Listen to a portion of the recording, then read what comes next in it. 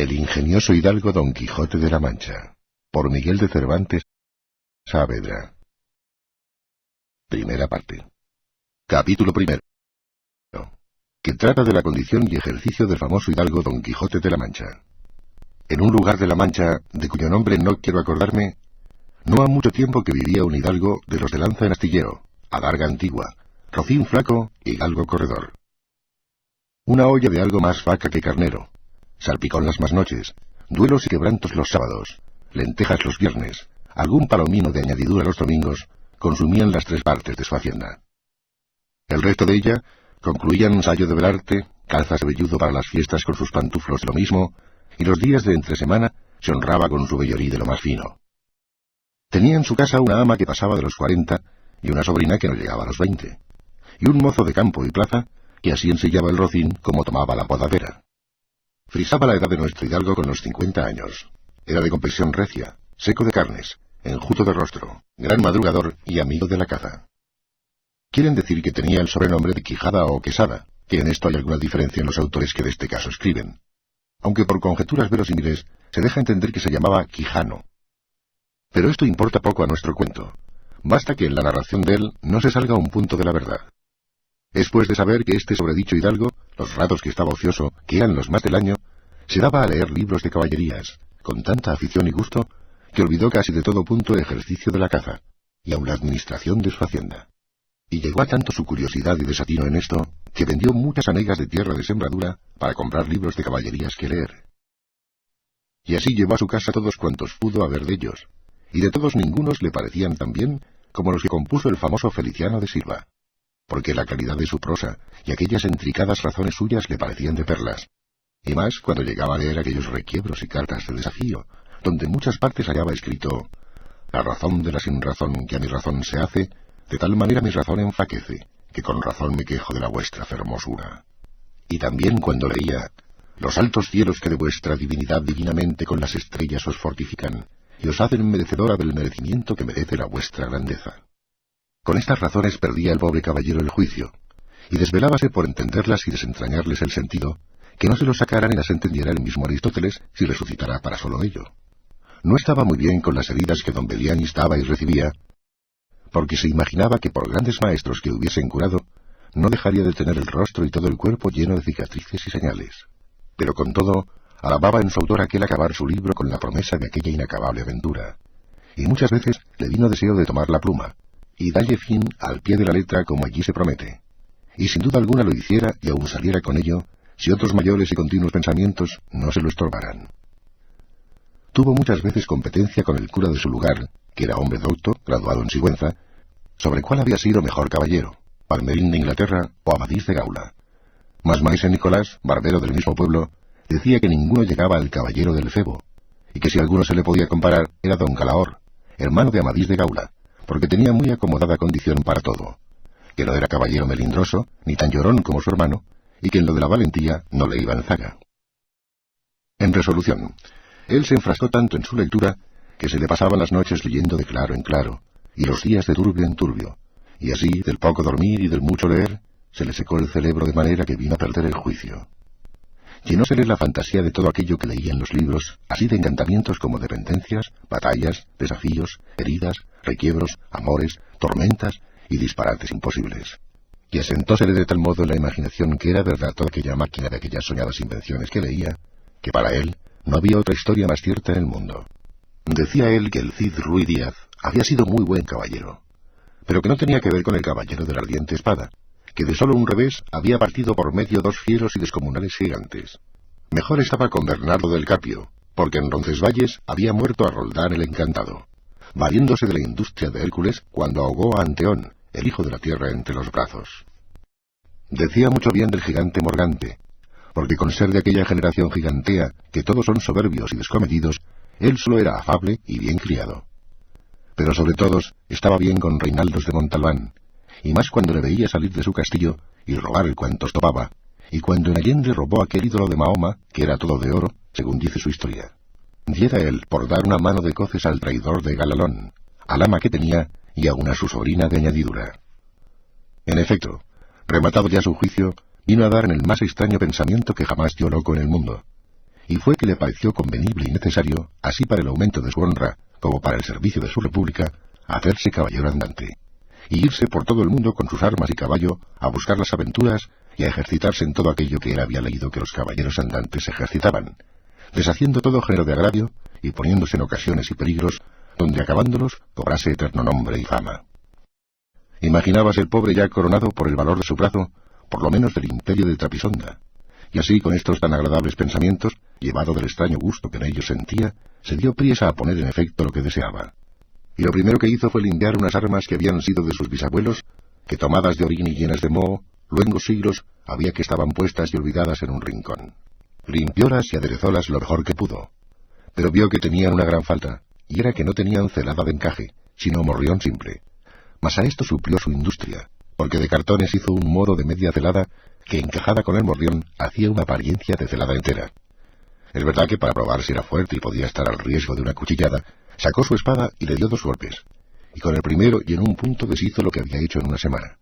Y no dejó de parecerle mal la facilidad con que la había hecho pedazos. Y por asegurarse de este peligro, la tornó a hacer de nuevo poniéndole unas barras de hierro por de dentro, de tal manera él quedó satisfecho de su fortaleza, y sin querer hacer nueva experiencia de ella, la diputó y tuvo por celada finísima de encaje. Fue luego a ver a su rocín, y aunque tenía más cuartos que un real y más tachas que el caballo de Gonela, que tantum pellis et osa fuit, le pareció que ni el bucéfalo de Alejandro ni Babieca el del Cid con él se igualaban. 4 días se le pasaron en imaginar qué hombre le pondría,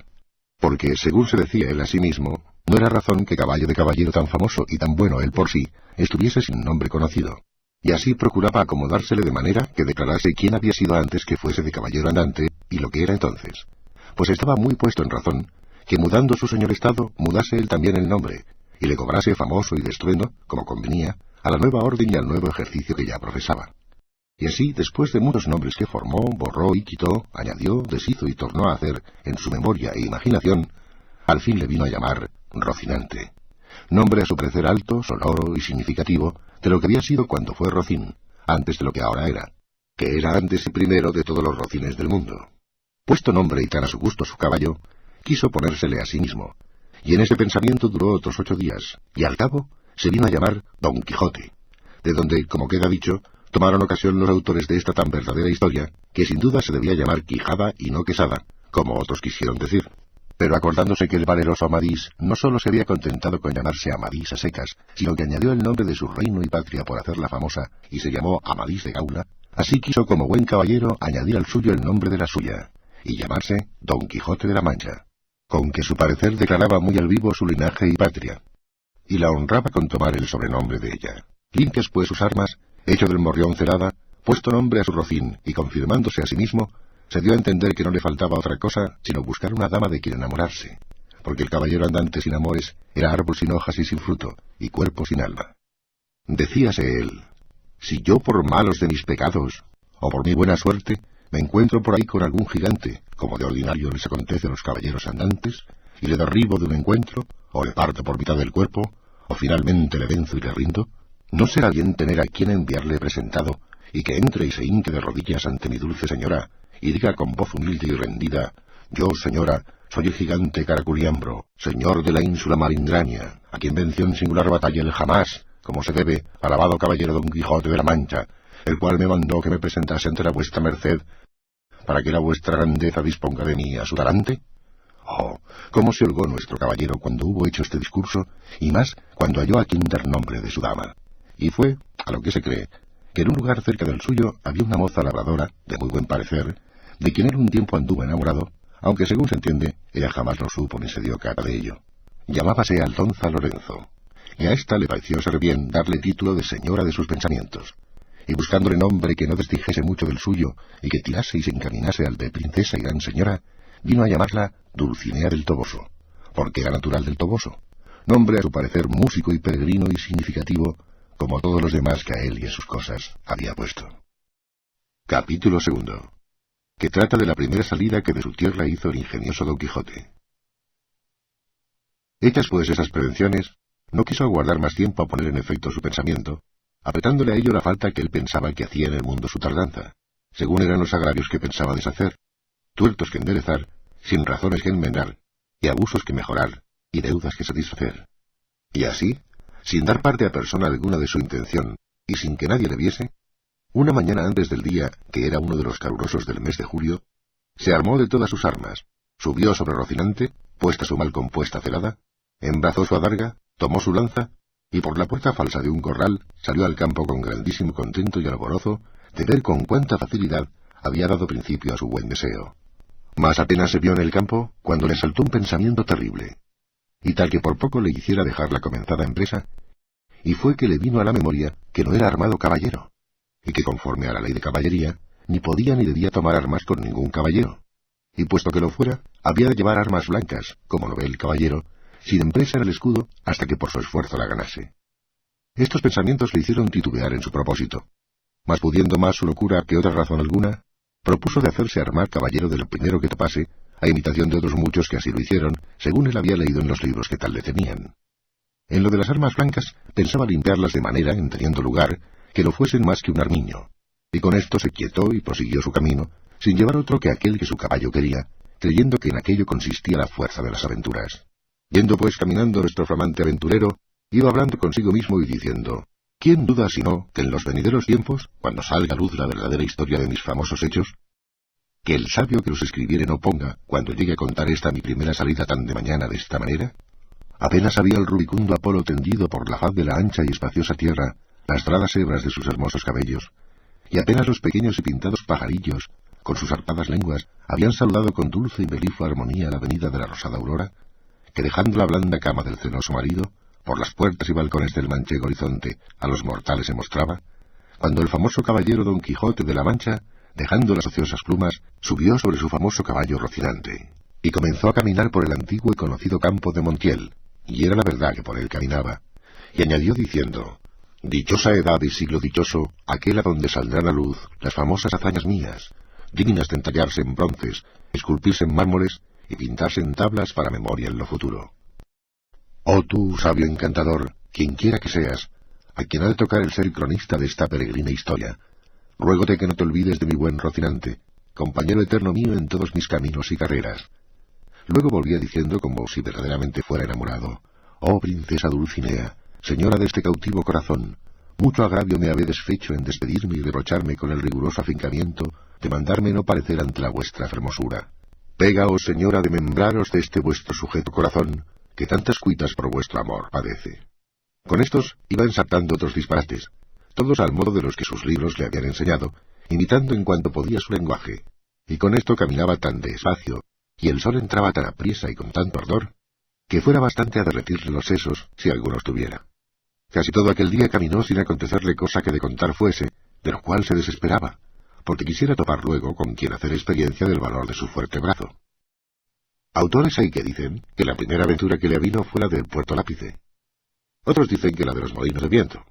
Pero lo que yo he podido averiguar en este caso, y lo que he hallado escrito en los anales de la Mancha, es que él anduvo todo aquel día, y al anochecer, su Rocín y él se hallaron cansados y muertos de hambre, y que mirando a todas partes por ver si descubriría algún castillo o alguna majada de pastores donde recogerse, y a donde pudiese remediar su mucha necesidad, vio no lejos del camino por donde iba una venta, que fue como si viera una estrella que no a los portales, sino a los alcázares de su redención, le encaminaba. Dióse priesa a caminar, y llegó a ella al tiempo que anochecía. Estaban acaso a la puerta dos mujeres mozas, de estas que llaman del partido, las cuales iban a Sevilla con unos arrieros, que en la venta aquella noche acertaron a hacer jornada. Y como nuestro aventurero todo cuanto pensaba, veía o imaginaba, le parecía ser hecho, y pasar al modo de lo que había leído, luego que vio la venta, se le representó que era un castillo con sus 4 torres y chapiteles de luciente plata, sin faltarle su puente levadizo y honda cava, con todos aquellos adherentes que semejantes castillos se pintan. Fuese llegando a la venta, que a él le parecía castillo, y a poco trecho de ella detuvo las riendas a Rocinante, esperando que algún enano se pusiese entre las almenas a dar señal con alguna trompeta de que llegaba el caballero al castillo. Pero como vio que se tardaban, y que Rocinante se daba priesa para llegar a la caballeriza, se llegó a la puerta de la venta y vio a las 2 distraídas mozas que allí estaban, que a él le parecieron 2 hermosas doncellas o 2 graciosas damas, que delante de la puerta del castillo se estaban solazando. En esto sucedió acaso que un porquero que andaba recogiendo de unos rastrojos una manada de puercos, que sin perdón así se llaman, tocó un cuerno, a cuya señal ellos se recogen, y al instante se le representó a Don Quijote lo que deseaba, que era que algún enano hacía señal de su venida. Y así, con extraño contento llegó a la venta y a las damas, las cuales, como vieron venir a un hombre de aquella suerte armado y con lanza y adarga, llenas de miedo, se iban a entrar en la venta. Pero Don Quijote, coligiendo por su huida su miedo, alzándose la visera de papelón, y descubriendo su seco y polvoroso rostro, con gentil talante y voz reposada les dijo: «No fuyan las vuestras mercedes, nin teman desaguisado alguno, que la orden de caballería que profeso, non toca ni atañe facerle a ninguno, cuanto más a tan altas doncellas como vuestras presencias demuestran». Mirábanle las mozas, y andaban con los ojos buscándole el rostro que la mala visera le encubría. Mas como se oyeron llamar doncellas, cosa tan fuera de su profesión, no pudieron tener la risa, y fue de manera que Don Quijote vino a correrse y a decirles: «Bien parece la mesura en las fermosas, y es mucha sandez además la risa que de leve causa procede. Pero non vos lo digo porque os acuitedes ni mostredes mal talante, que el mío non es del que de serviros.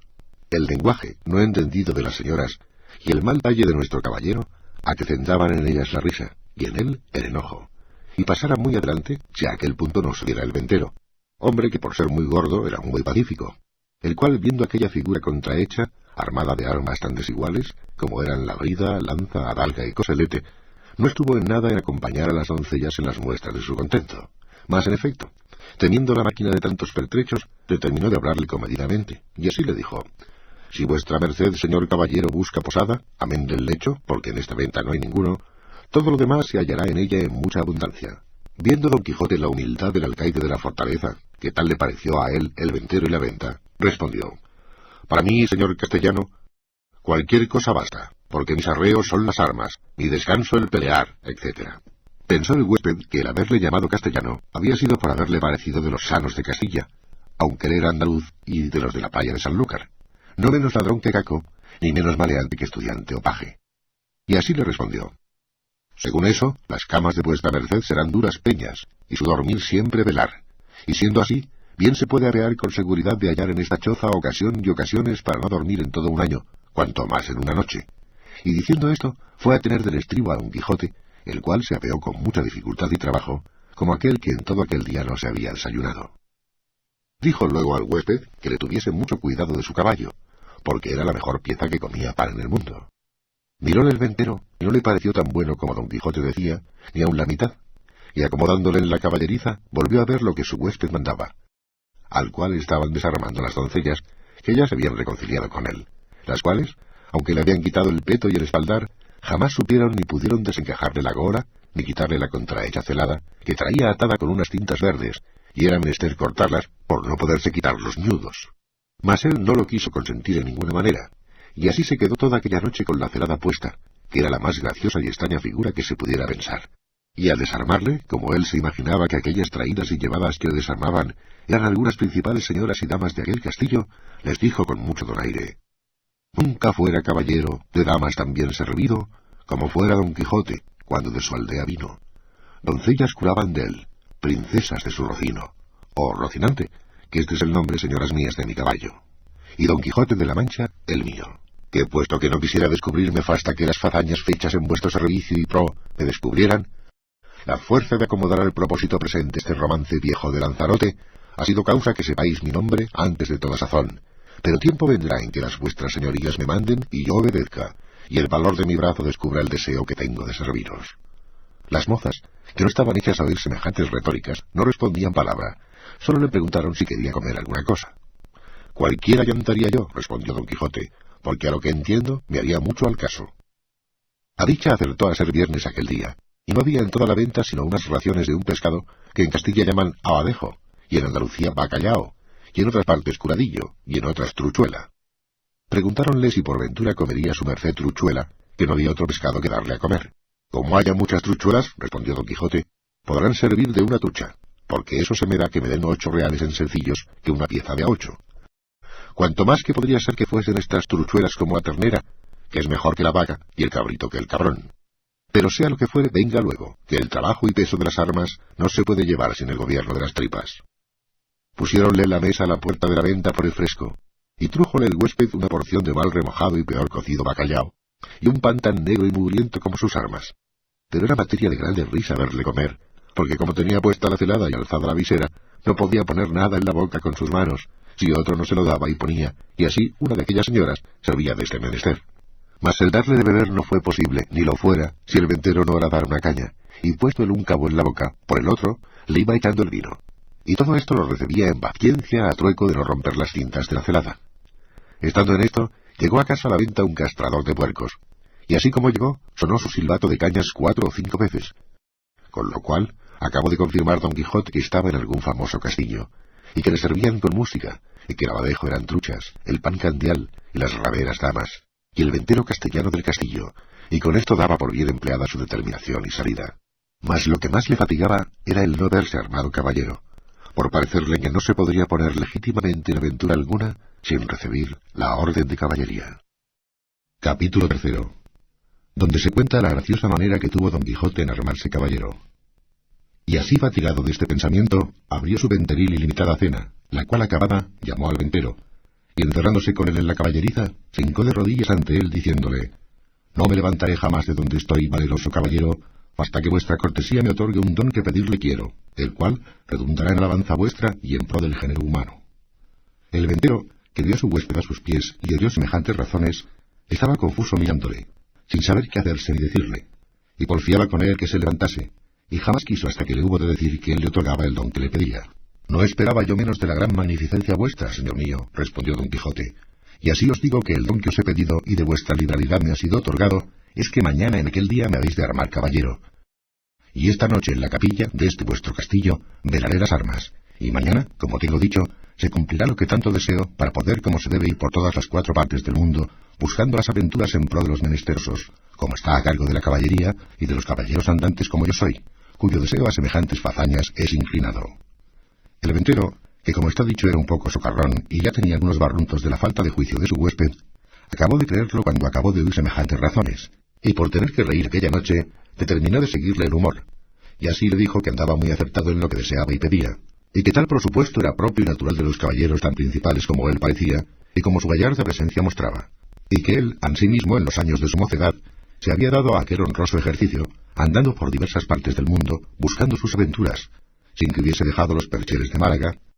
islas de Riarán, Compás de Sevilla, Azoguejo de Segovia, la Olivera de Valencia, Rondilla de Granada, Playa de Sanlúcar, Potro de Córdoba y las Ventillas de Toledo, y otras diversas partes donde había ejercitado la ligereza de sus pies y sutileza de sus manos, haciendo muchos tuertos, recuestando muchas viudas, deshaciendo algunas doncellas y engañando a algunos pupilos, y finalmente dándose a conocer por cuantas audiencias y tribunales hay casi en toda España, y que a lo último se había venido a recoger a aquel su castillo, donde vivía con su hacienda y con las ajenas, recogiendo en él a todos los caballeros andantes de cualquiera calidad y condición que fuesen, solo por la mucha afición que les tenía, y porque partiesen con él de sus haberes en pago de su buen deseo.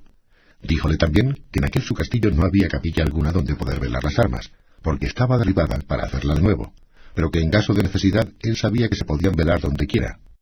y que aquella noche las podía velar en un patio del castillo, que a la mañana, siendo Dios servido, se harían las debidas ceremonias de manera que él quedase armado caballero, y tan caballero que no pudiese ser más en el mundo.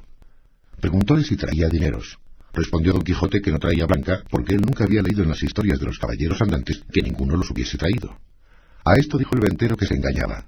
que puesto caso que en las historias no se escribía por haberles parecido a los autores de ellas que no era menester escribir una cosa tan clara y tan necesaria de traerse como eran dineros y camisas limpias, no por eso se había de creer que no los trujeron. Y así tuviese por cierto y averiguado que todos los caballeros andantes, de que tantos libros están llenos y atestados, llevaban bien herradas las bolsas por lo que pudiese sucederles, y que asimismo llevaban camisas y una arqueta pequeña llena de ungüentos para curar las heridas que recibían.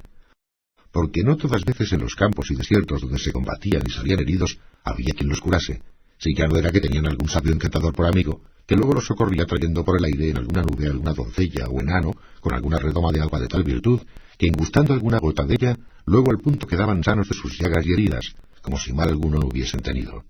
Mas que en tanto que esto no hubiese, tuvieron los pasados caballeros por cosa acertada que sus escuderos fuesen proveídos de dineros y de otras cosas necesarias, como eran hilas y ungüentos para curarse.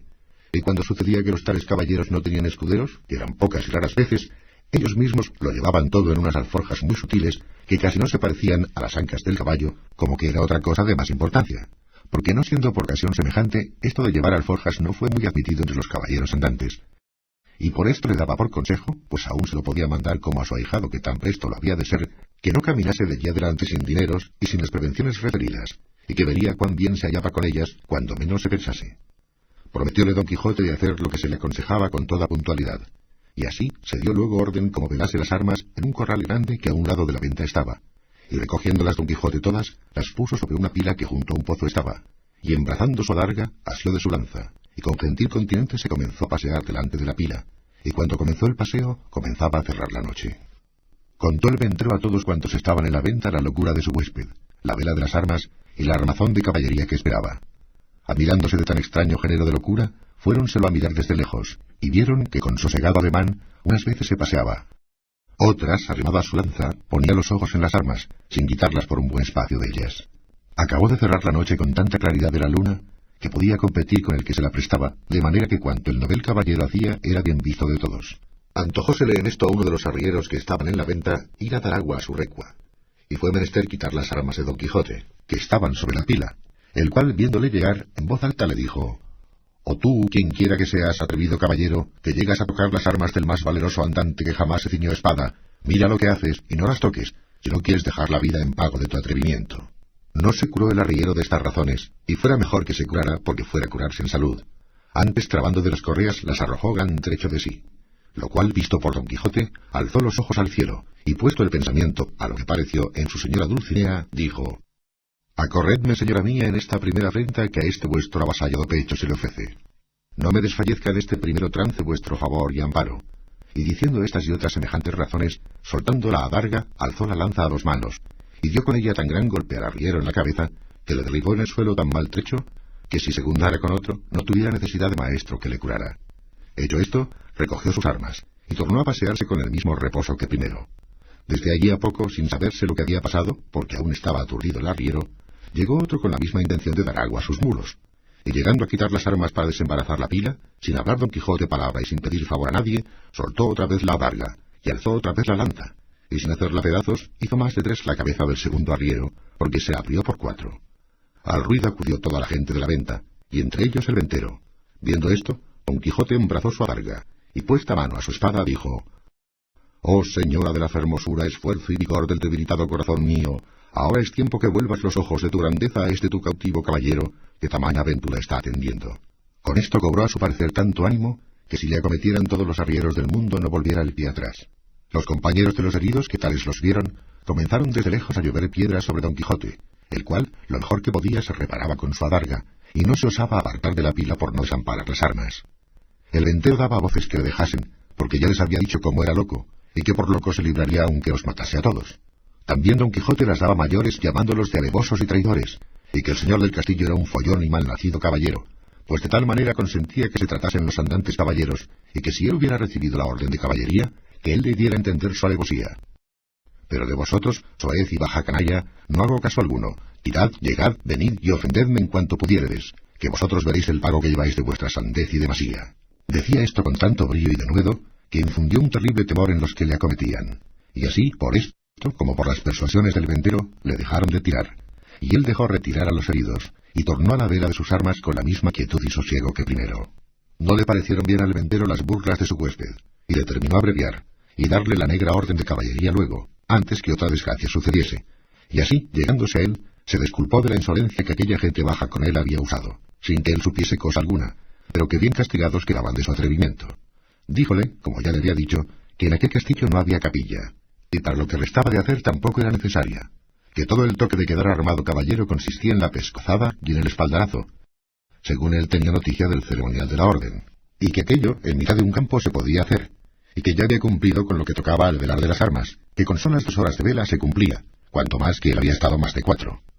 Todo se lo creyó don Quijote, y dijo que él estaba allí pronto para obedecerle, y que concluyese con la mayor brevedad que pudiese, porque si fuese otra vez acometido y se viese armado caballero, no pensaba dejar persona viva en el castillo, excepto aquellas que él le mandase, que por su respeto dejaría. Advertido y medroso de esto el castellano, trujo luego un libro donde sentaba la paja y cebada que daba a los arrieros, y con un cabo de vela que le traía un muchacho, y con las 2 ya dichas doncellas, se vino a donde don Quijote estaba, al cual mandó hincar de rodillas, y leyendo en su manual como que decía alguna devota oración, en mitad de la leyenda alzó la mano, y dióle sobre el cuello un gran golpe, y tras él, con su misma espada, un gentil espaldarazo, siempre murmurando entre dientes como que rezaba. Hecho esto, mandó a una de aquellas damas que le ciñese la espada, la cual lo hizo con mucha desenvoltura y discreción, porque no fue menester poca para no reventar de risa a cada punto de las ceremonias. Pero las proezas que ya habían visto del novel caballero les tenían la risa a raya. Al ceñirle la espada dijo la buena señora: «Dios haga vuestra merced muy venturoso caballero, y le dé ventura en lides». Don Quijote le preguntó cómo se llamaba, porque él supiese de allí adelante a quién quedaba obligado por la merced recibida, porque pensaba darle alguna parte de la honra que alcanzase por el valor de su brazo. Ella respondió con mucha humildad que se llamaba La Tolosa, y que era hija de un reventón natural de Toledo, que vivía a las tendillas de Sancho Bienaya, y que donde quiera que ella estuviese le serviría y le tendría por señor. Don Quijote le replicó que por su amor le hiciese merced que de allí adelante se pusiese don, y se llamase Doña Tolosa. Ella se lo prometió, y la otra le calzó la espuela, con la cual le pasó casi el mismo coloquio que con la de la espada. Preguntóle su nombre, y dijo que se llamaba La Molinera, y que era hija de un honrado molinero de Antequera, a la cual también rogó Don Quijote que se pusiese don, y que se llamase Doña Molinera, ofreciéndole nuevos servicios y mercedes. Hechas pues de galope y apriesa las hasta allí nunca vistas ceremonias, no vio la hora Don Quijote de verse a caballo y salir buscando las aventuras,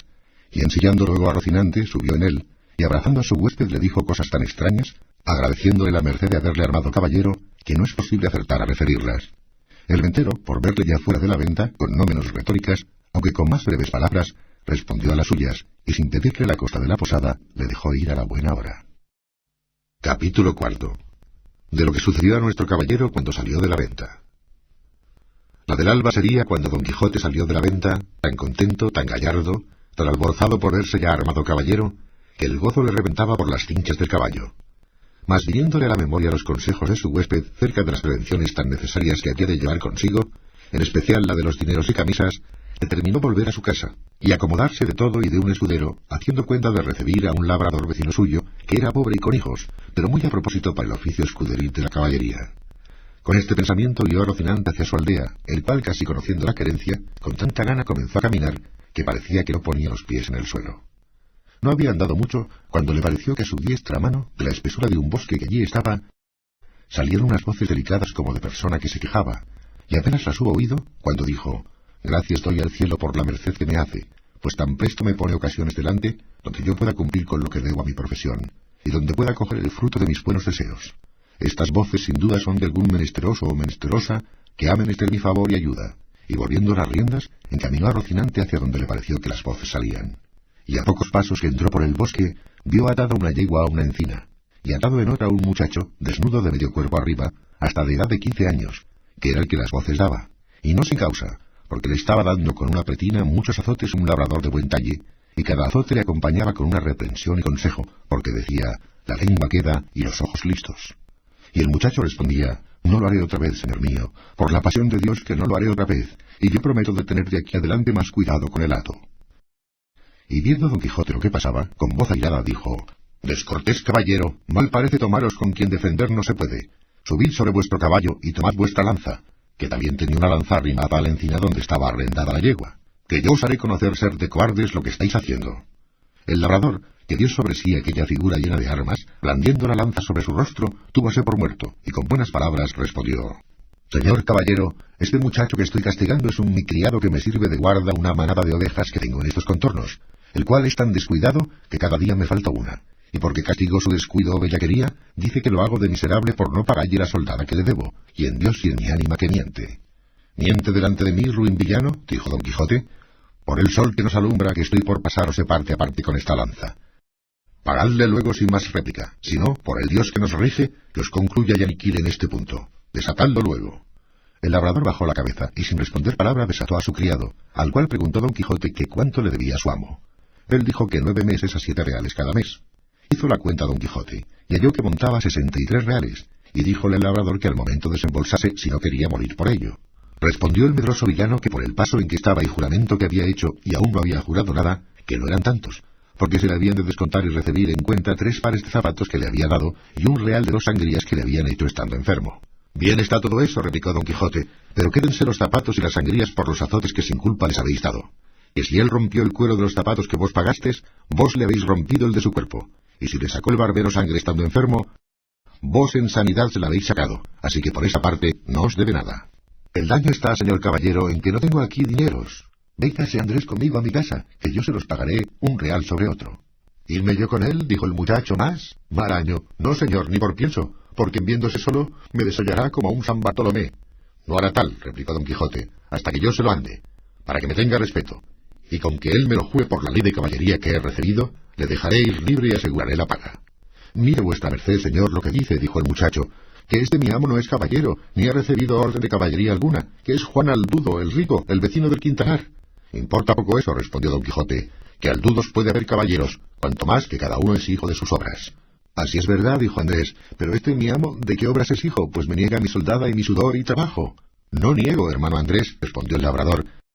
y hacedme placer de veniros conmigo, que yo juro por todas las órdenes que de caballerías hay en el mundo, de pagaros como tengo dicho un real sobre otro, y aun sahumados. Del sahumerio os hago gracia, dijo don Quijote, dádselos en reales, que con eso me contento. Y mirad que lo cumpláis como lo habéis jurado, si no, por el mismo juramento os juro de volver a buscaros y castigaros, y que os tengo de hallar, aunque os escondáis más que una lagartija. Y si queréis saber quién os manda esto, para quedar con más veras obligado a cumplirlo, sabed que yo soy el valeroso don Quijote de la Mancha, el desfacedor de agravios y sin razones, y a Dios quedad.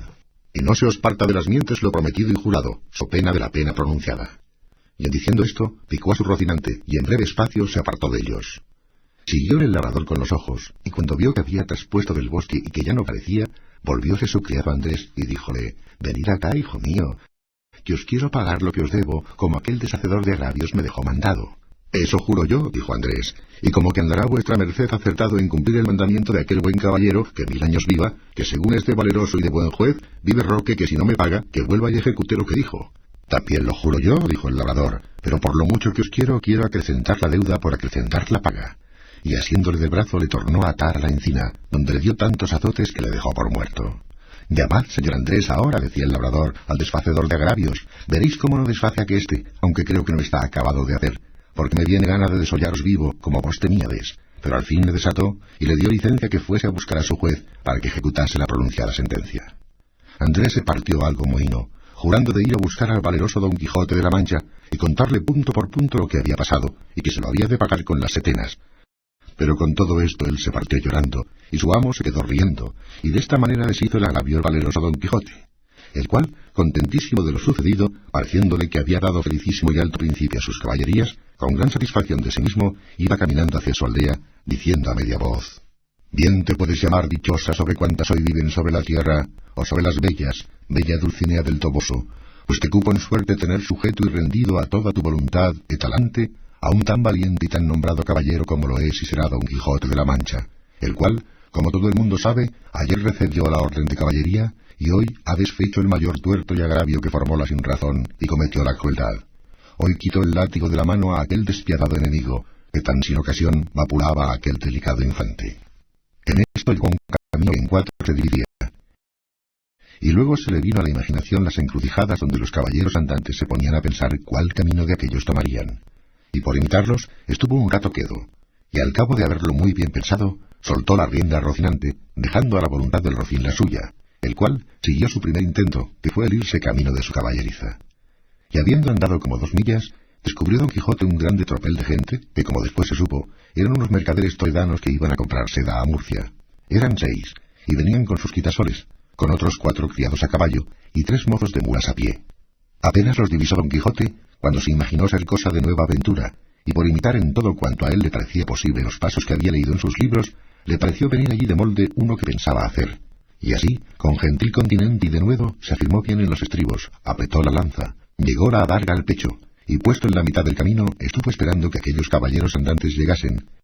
que ya él por tales los tenía y juzgaba. Y cuando llegaron al trecho que se pudieron ver y oír, levantó don Quijote la voz, y con ademán arrogante dijo, todo el mundo se tenga, si todo el mundo no confiesa que no hay en el mundo todo doncella más hermosa que la emperatriz de la Mancha, la sin par Dulcinea del Toboso. Paráronse los mercaderes al son de estas razones, y a ver la extraña figura del que las decía, y por la figura y por ellas luego echaron de ver la locura de su dueño, mas quisieron ver despacio en qué paraba aquella confesión que se les pedía, y uno de ellos, que era un poco burlón y muy mucho discreto, le dijo, señor caballero, nosotros no conocemos quién es esa buena señora que decís, mostrádnosla, que si ella fuere de tanta hermosura como significáis, de buena gana y sin apremio alguno, confesaremos la verdad que por parte vuestra nos es pedida. Si os la mostrara, replicó don Quijote, ¿qué hiciérades vosotros en confesar una verdad tan notoria? La importancia está en que sin verla lo habéis de creer, confesar, afirmar, jurar y defender. Donde no, conmigo sois en batalla, gente descomunal y soberbia, que ahora vengáis uno a uno como pide la orden de caballería, ora todos juntos como es costumbre y mala usanza de los de vuestra ralea, aquí os aguardo y espero, confiado en la razón que de mi parte tengo.